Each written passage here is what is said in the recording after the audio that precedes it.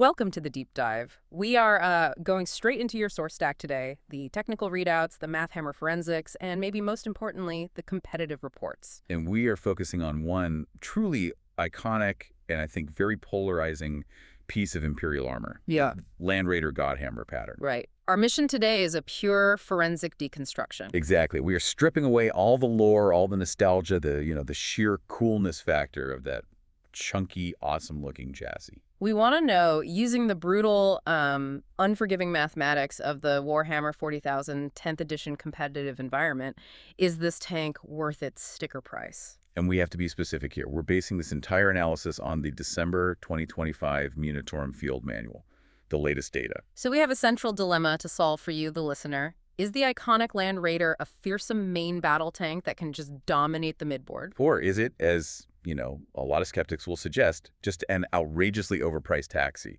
a delivery van that's relying solely on its cargo for any real impact on the game? And to do that, we are applying what we call the tournament realist framework. Which basically just states that a unit is only defined by its mathematical output relative to its points cost. It's all about the efficiency algorithm. Nothing else matters. So we have to ignore the whispers of the machine spirit. Unfortunately, yes. We're only concerned with probability curves and statistical averages. Okay, so to preview our analysis for you, the evidence from the source stack seems pretty overwhelming. It is. The Godhammer Land Raider is not a pure battle tank. It absolutely isn't. It has to be correctly classified as something else. It has to be. We're classifying it as a delivery system with gun support and, crucially, a meta-dependent premium asset. That reframing it's essential, isn't it? It is, because it means its entire value, the whole justification for its huge cost, boils down to the convergence of just two core statistics. First, Toughness 12, a massive game-warping defensive stat check. And second, the assault ramp capability, which is, let's be honest, it's a fundamental tactical cheat code for your elite melee units. And that immediately introduces the core problem we have to solve. The hybrid tax dilemma. Explain that. The Land Raider pays a massive point premium because it's trying to do two very expensive, very specialized jobs at once. Okay, job one being the extreme heavy durability, that T12 chassis. Right. And job two is that unique assault transport utility. So if a competitive player fails to exploit both of those features to their absolute maximum, they're effectively just wasting points, probably 50 to 80 points right down the drain. And in a balanced 2,000-point list, wasting that many points is often just fatal. Oh, it will be exploited. Your opponent will find that inefficiency and punish you for it. So the question becomes, is the Land Raider's premium worth that risk of just being a mediocre hybrid? Okay, let's start unpacking this financial reality. Let's do it. We have to begin with what we call the Munitorum reality. We have to discard any obsolete index values, any wishful thinking you might find in older source materials. Absolutely. Competitive play lives and dies by one thing: the latest Munitorum Field Manual. For us, that's MFM 1.14, dated December 2025. This is the sacred text. And that sacred text defines the Land Raider Godhammer's current points cost at 240 points. 240. That is a gigantic commitment. It's huge. It chews up almost exactly 12% of a standard 2,000-point roster. And when you're spending 12% of your budget on one thing, you expect at least 12% of the total output from your army, if not more. You expect more, really. You expect it to be a force multiplier. Precisely. So that 240-point sticker price immediately triggers our mandatory comparative cost analysis. We have to call this the efficiency reality. Yeah, we have to be honest and look at what else a Space Marine commander could buy to fill those core roles of anti-tank and transport. So where do we start? The most common comparison. The dedicated, focused anti-tank specialist, the Gladiator Lancer. It sits at a lean 160 points. 160. So the Land Raider costs 50% more than the Lancer. 50% more. So if your problem is, I need a gun to kill a tank, why on earth would you pay an extra 80 points for the Land Raider? It's a fair question. Then you have the Repulsor Executioner, which also offers transport, though, without the assault ramp, and it has superior sustained anti-tank firepower. And it's cheaper. 220 points. And then there's the other Land Raider variant, the one that often steals the show, the current meta king of transports. The Redeemer, which clocks in even higher at 285 points. So the insight here is crucial. Where is that 80-point premium over the Lancer actually going? Well, if we just strip away the transport part for a second, the Lancer offers superior, more reliable anti-tank fire for 80 points less. Okay, so that 80 points has to be allocated entirely to non-firepower categories. Exactly. It's for two specific things. First, the superior durability that jumped to T12 versus the T10 or T11 hulls of the alternative. Gen second. The unparalleled tactical utility of the assault ramp. That's where your 80 points are. Durability and utility. Okay, so given that cost, we have to invoke the premium asset threshold test, what we call the try factor. Right. If you're spending over 200 points, you're consuming that 12% of the list. You can't just be good. You have to be disproportionately good. And you have to pass 3 mandatory checks. First check, durability.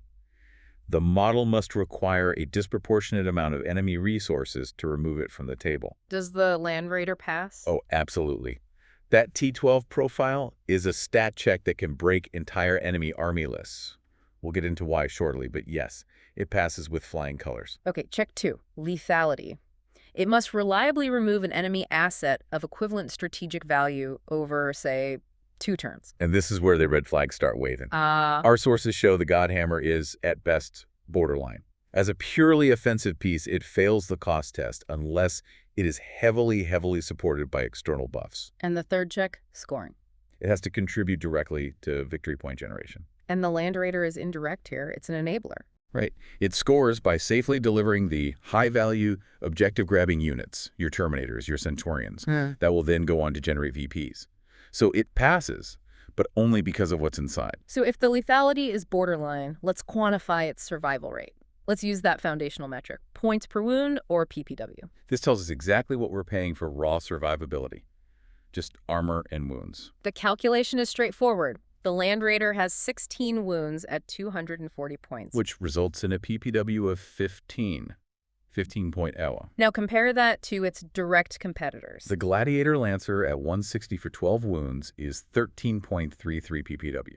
Still acceptable. But now compare it to the traditional cheap troop taxi, the humble Rhino. The Rhino is 75 points for 10 wounds. That gives it a PPW of just 7.5. Wait a minute, so the Land Raider is twice as inefficient as a Rhino, purely on a points per wound basis. It is. Shouldn't we immediately just reject it then? Why bother with the trifactor test if the baseline math fails so dramatically? That is the critical mathematical pivot, and you have to zoom out to see the whole picture. The PPW data confirms that, yes, purely as a meat shield, the Land Raider is wildly inefficient compared to a Rhino. But that's not the whole story. Not at all. We established that if you're paying 15 points per wound, you expect those wounds to be significantly harder to remove than a Rhino's wounds. Okay.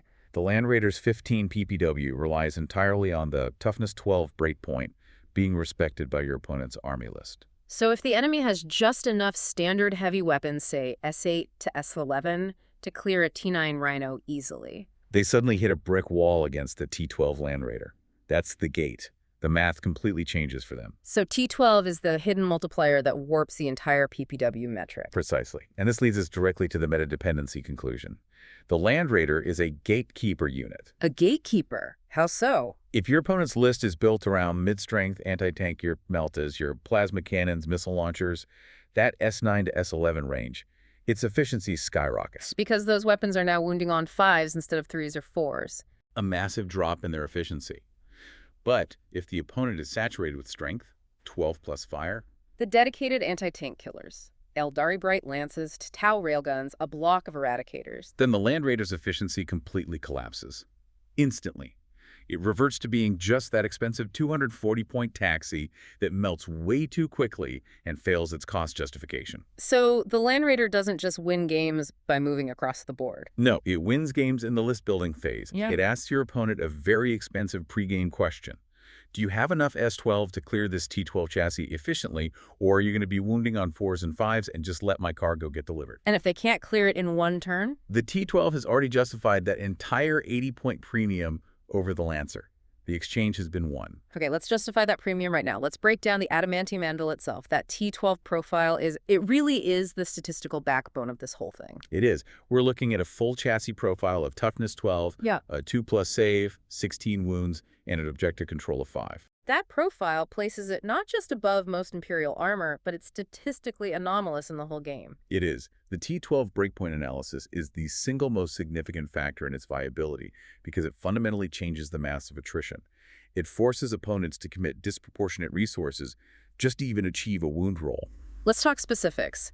If a unit is T10 or T11, like the Gladiator or the Repulsor, it's wounded by a Strength 12 Lascannon on a 3+ foe. What happens when we jump to T12? Against that Strength 12 weaponry, your standard anti-tank, the Land Raider wounds only on a 4+ foe. And that shift from a 3+ to a 4+ is a huge statistical roadblock. It's an automatic 16.6% reduction in wound probability.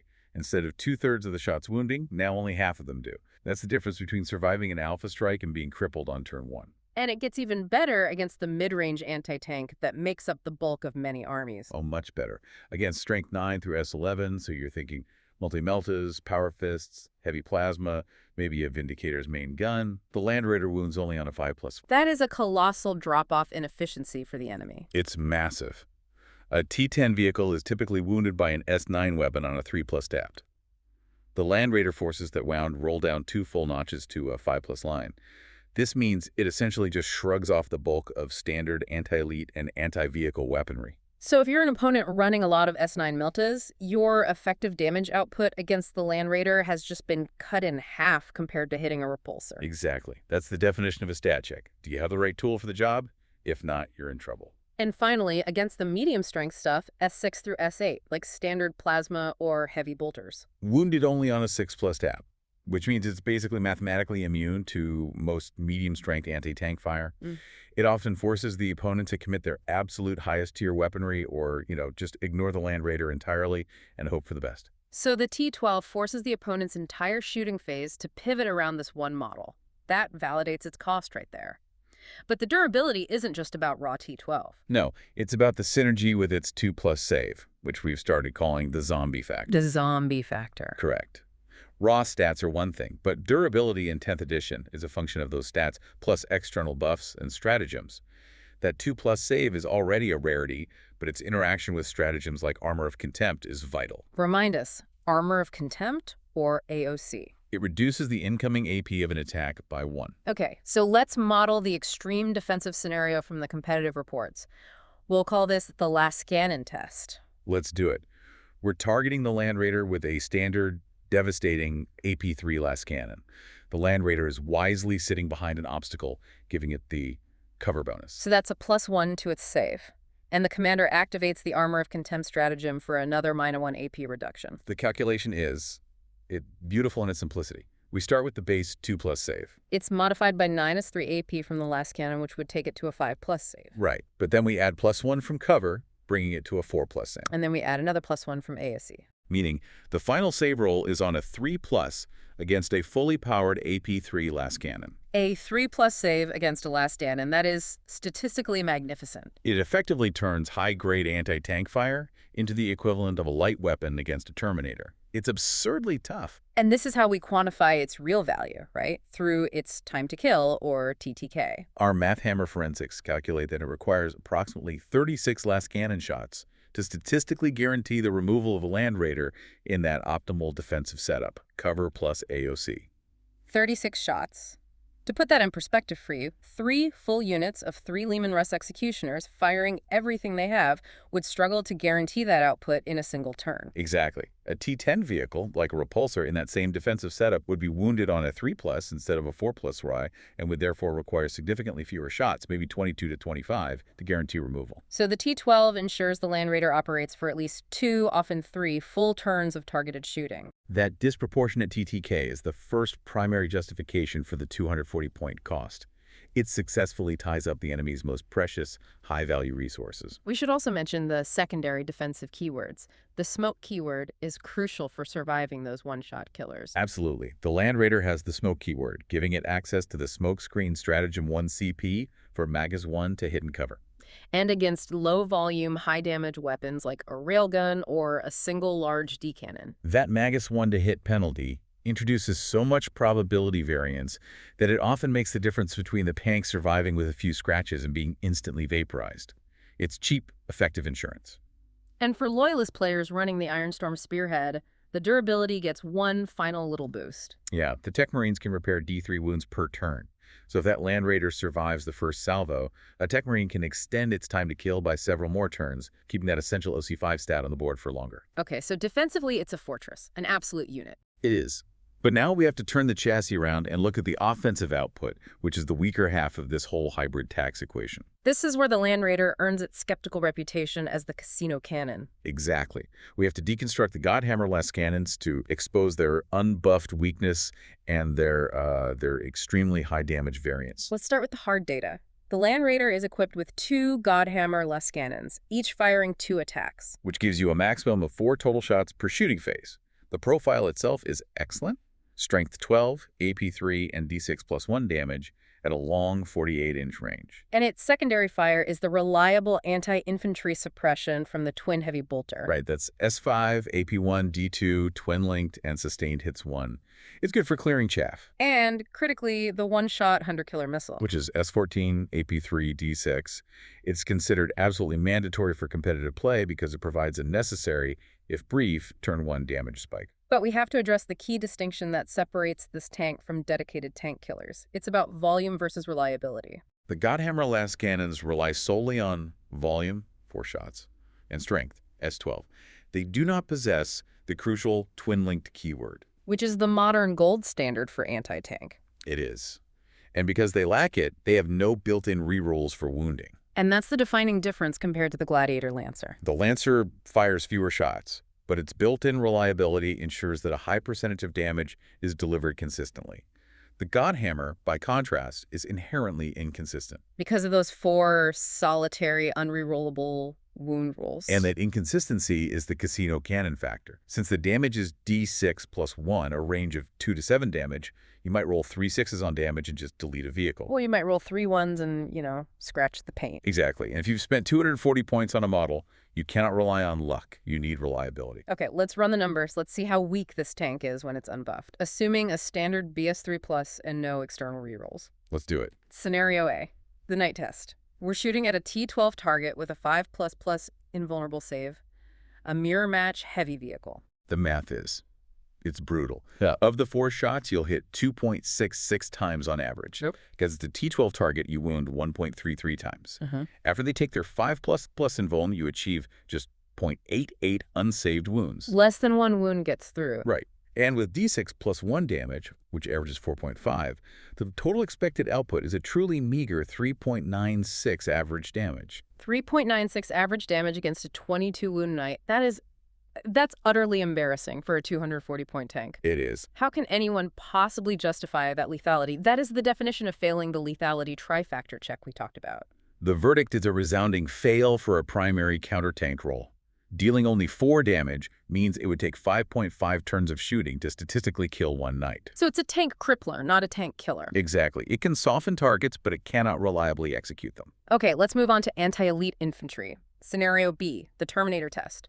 A T5 target with a 4++ invul. We calculated the Land Raider's full volley, so the Lascannons and the twin heavy bolter. The combined output results in approximately 1 dead Terminator per turn, maybe 1.2 if your dice are feeling generous. And the verdict there is inefficient. Wildly inefficient.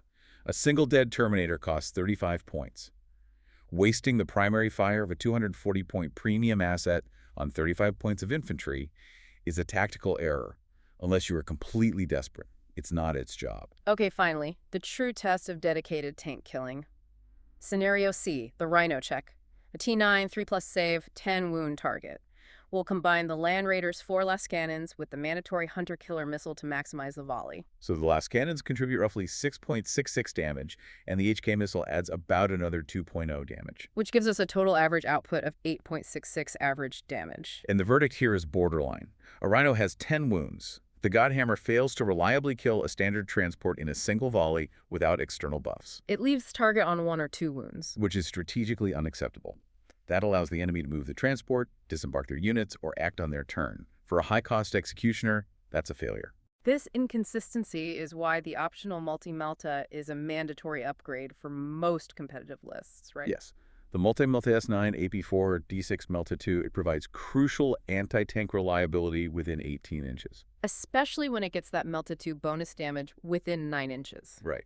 The extra few points it costs are almost always worth the consistency boost it provides. But this creates what you call the unavoidable range tension. It does. The Land Raider's 48-inch main guns want to stay back and shoot safely, leveraging that T12 durability. But the mandatory Melta requires the tank to close the distance aggressively. So if you use the Melta aggressively, you immediately expose that T12 chassis to short-range Melta fire and inevitable retaliation. Because even T12 is easier to wound at close range with enemy Melta profiles.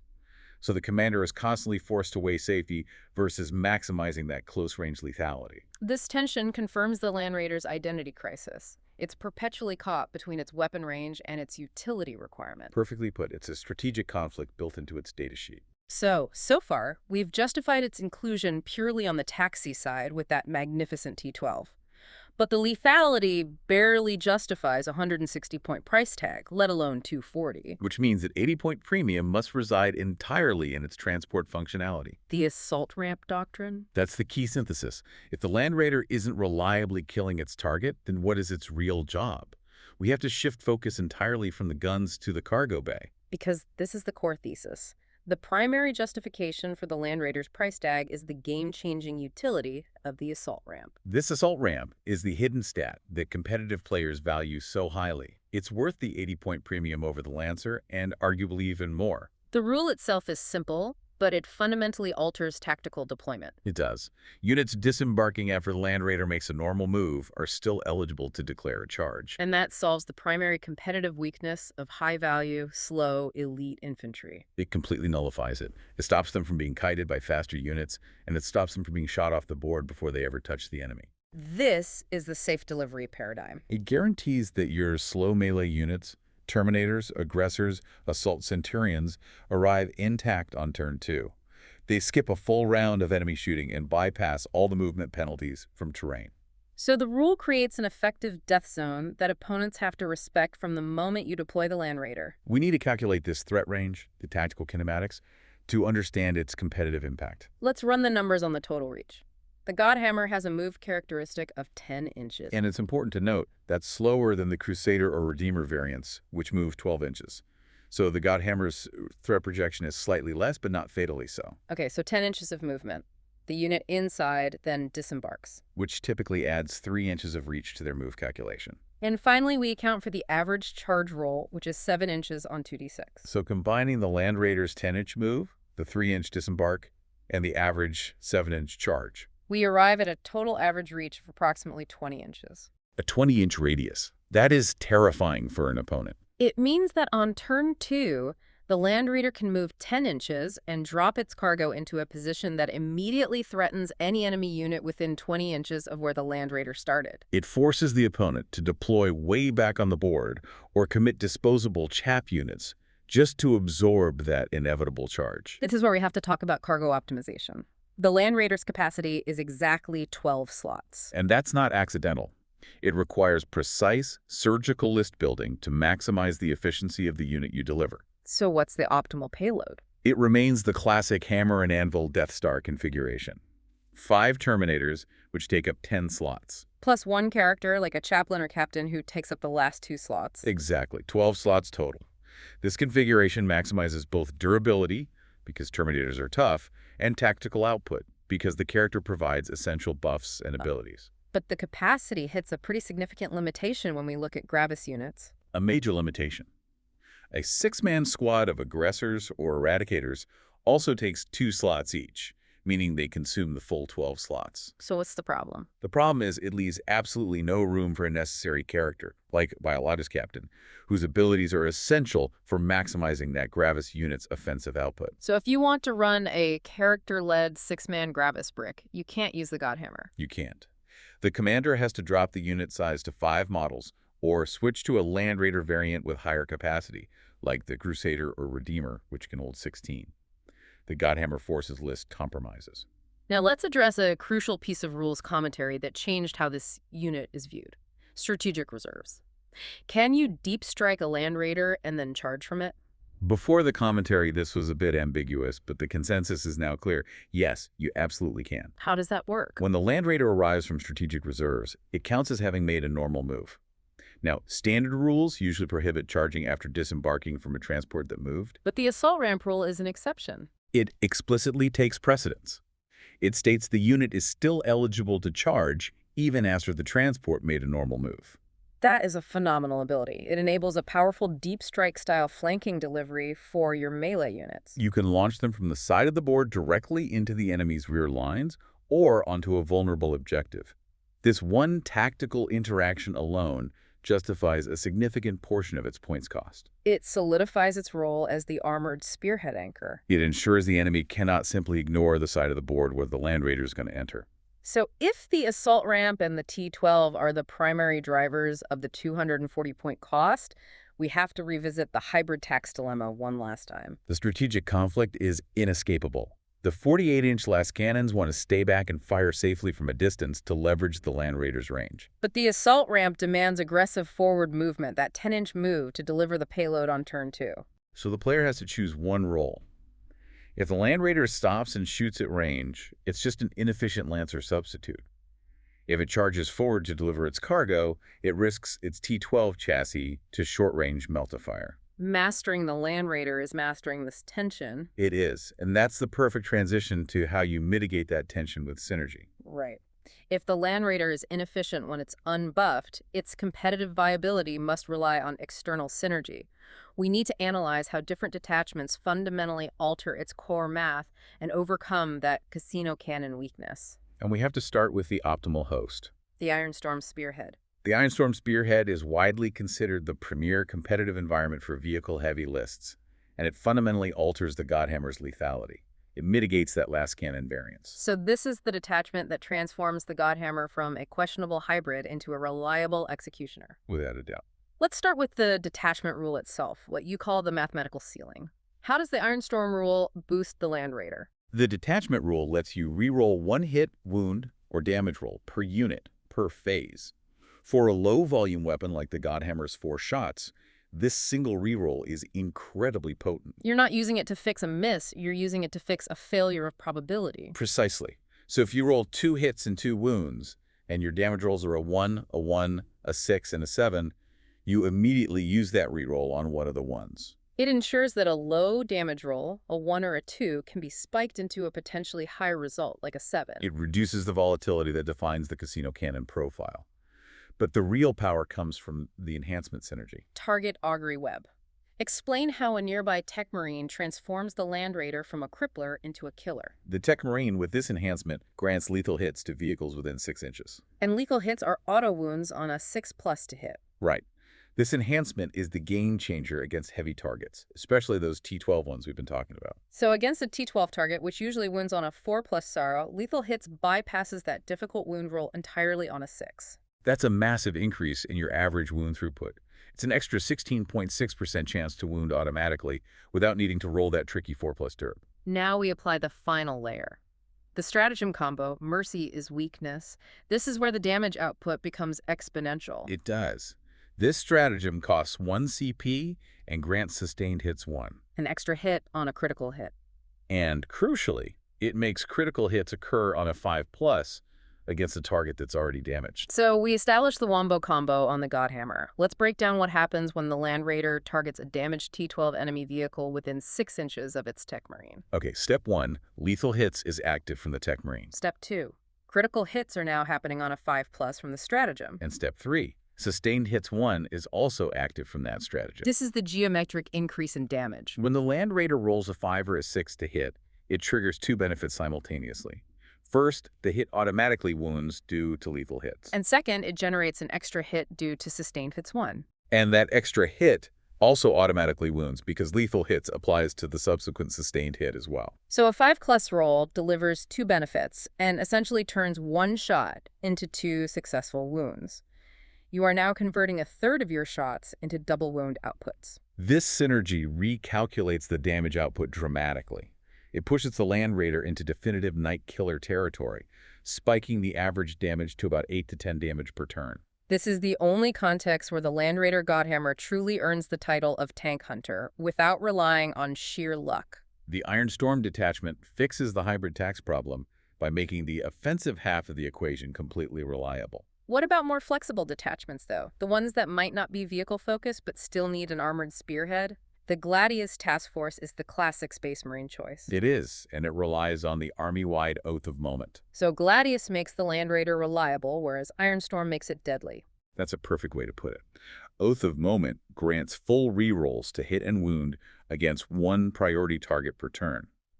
This ensures that those 4 Lascannon shots will convert much more efficiently. You'll generate about 3.55 hits and maximize the wound rolls. So it addresses the inconsistency, but it lacks that explosive damage spike of the Ironstorm's lethal and sustained hits combination. Precisely. However, Gladius offers unparalleled utility via the tactical doctrine, Which allows the Land Raider to fall back and shoot charge. And that is tactically invaluable for a 240-point model. It prevents the expensive unit from being tied down by cheap screening infantry. which is a common tactic used by opponents to neutralize the assault ramp. A very common tactic. Gladius gives you the answer to it. And the aggressive Firestorm assault force, which is centered on close quarters combat, Firestorm is interesting because it grants the assault keyword to all weapons. which is great for mobility. It lets the Land Raider advance, adding d6 inches to its 10-inch base move and still shoot its Lascannons. Right. This significantly increases its total turn 1 threat range, often reaching 13 to 16 inches, giving the commander more flexibility in that assault ramp delivery. And the detachment also grants +1 strength within 12 inches. What does getting to strength 13 do for the Land Raider? That S-13 is a crucial breakpoint against the toughest enemy vehicles. So Miramash Land Raiders, Knights, T-13 targets. It shifts the wound roll against T-12 from an iffy 4+ to a much more reliable 3+ tack. It completely changes its lethality profile at close range. Okay, so we have to talk about the traitor advantage. The Heretic Astartes factions. We do. For Chaos Space Marines, the Land Raider takes on a far more critical, almost irreplaceable role. They often lack access to the Redeemer, the Crusader, or the efficient anti-tank power of the Gladiator Lancer. So this makes the Chaos Land Raider, which is priced similarly, a cornerstone unit. It has to fill the roles of heavy transport and long-range anti-tank simultaneously. How do they maximize its defensive utility compared to the Loyalists? Through the Nurgle Mark synergy. By marking the Land Raider with the mark of Nurgle, the commander gains access to the Dark Obscuration's stratagem. And this stratagem, when activated, makes the Land Raider untargetable outside 12 inches. Untargetable outside 12 inches. That is the gold standard for delivery systems. It guarantees the safe delivery of high-value, fragile units like Possessed, Chosen, or an Abaddon and Terminator brick. The Land Raider moves up, activates Dark Obscuration, and unless the enemy can get within 12 inches to shoot it, that payload is guaranteed to reach the enemy intact on turn 2. The only counterplay is to commit fast units into that 12-inch bubble to expose the Land Raider to shooting. Right. It essentially trades the Land Raider's 48-inch Lascannon range for a guaranteed protection bubble for the cargo. It embraces the taxi roll fully. It completely sidesteps the range tension problem by prioritizing utility over firepower on the approach. Exactly. And then you have the extreme archetype favored by the World Eaters, the Land Raider Trident. This sounds like an overcommitment of points. It's a resource saturation strategy. World Eaters lists running 3 Land Raiders, primarily the Godhammer pattern, use them to solve the faction's single biggest weakness. Which is long-range anti-tank deficiency. The Trident provides a phenomenal 12 Lascannon shots total. But why 3 of them? The tactical logic is simple resource saturation. Most opponents have enough high-strength anti-tank to kill 1 Land Raider in a turn, maybe 2 if they overcommit. But they rarely have enough S-12 plus weaponry to destroy 3 T-12 hulls in the first 2 turns of the game. By saturating the board with T-12 chassis, the World Eaters ensure the delivery of their core melee threats, the 8-bound via the assault ramp. It forces the opponent into a painful choice. Shoot the Land Raiders and ignore the midfield, or ignore the Land Raiders and get charged by 8-bound. And neither option is a good one. Let's return to the Loyalist conundrum. The Land Raider Redeemer at 285 points is the meta king.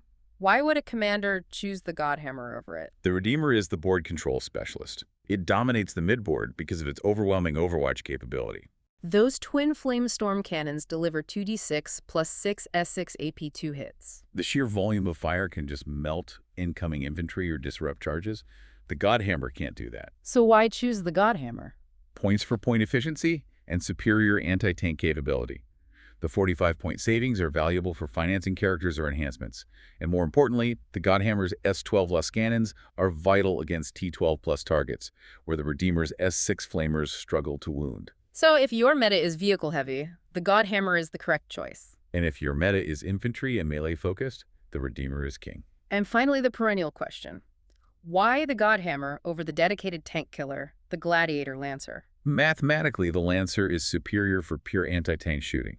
It's got higher strength at S14, built-in rerolls with twin-linked, and higher lethality per point. But you choose the Godhammer because you explicitly need two things the Lancer can't provide. First, the transport capacity for your elite melee unit, and second, that non-negotiable T122 plus durability. If you just need anti-tank, take the Lancer and save 80 points. But if you need a battering ram with guns and cargo that requires a disproportionate commitment to remove, you take the Godhammer. We've spent this deep dive stripping away the lore and applying the efficiency algorithm to the Godhammer Land Raider. We've established that unbuffed, its lethality is poor, but its durability is exceptional. So let's synthesize the role reality for the learner. The role reality summary is clear. The Godhammer is a force multiplier and an armored spearhead anchor. It secures a flank, it delivers a decisive countercharge threat via the assault ramp's 20-inch reach, and it provides essential high-strength fire that demands a disproportionate resource response from the enemy commander. So, after all the math hammer forensics, what is the final, definitive, competitive verdict for the Godhammer in the late 2025 meta? Is it a tank or a taxi? It is classified as situational competitive optimal. It succeeds only when deployed to overcome specific list weaknesses or to exploit specific detachment rules. It is optimal. If it is deployed in an Ironstorm Spearhead list. Here, the exponential damage synergy from the Tech Marine and the stratagems overcomes its core weakness, its inconsistent lethality. It becomes a true hybrid. And it is optimal. If you are playing Chaos Space Marines or World Eaters, because the Land Raider represents their most durable assault delivery system and one of their few reliable long-range S-12 anti-tank solutions, often protected by that Nurgle Dark Obscuration cheat code. But it is firmly rejected in generic lists. Unless the point savings over a Redeemer are critical for balancing the list, or if the commander genuinely lacks any other long-range S-12 anti-tank and can't fit a Lancer into the roster. If you aren't using the assault ramp aggressively, you are wasting the points. And you should have taken a Lancer. So the key takeaways for you, the learner, are to remember the three convergent factors that define its value. You pay 240 points for the Land Raider because of the intersection of these three things. Toughness 12, the assault ramp, that 20-inch threat range, and the 4 shots of S-12 fire that, while swingy, must be respected by your opponent. It's the perfect example of a unit where utility outweighs raw damage output. Ultimately, the Godhammer Land Raider is a strategic problem that wins games not by achieving a high kill count, but by forcing the opponent to commit their scarce S-12 plus resources to its removal. The Land Raider doesn't ask, can you kill me? No, it asks the critical game-winning question. Do you have enough S-12 weaponry to kill this before the cargo inside kills you? And if the opponent answers incorrectly, the Land Raider wins the resource exchange, which is the true hidden currency of competitive Warhammer 40,000. So it's a strategic battering ram disguised as a gun platform. That's the verdict.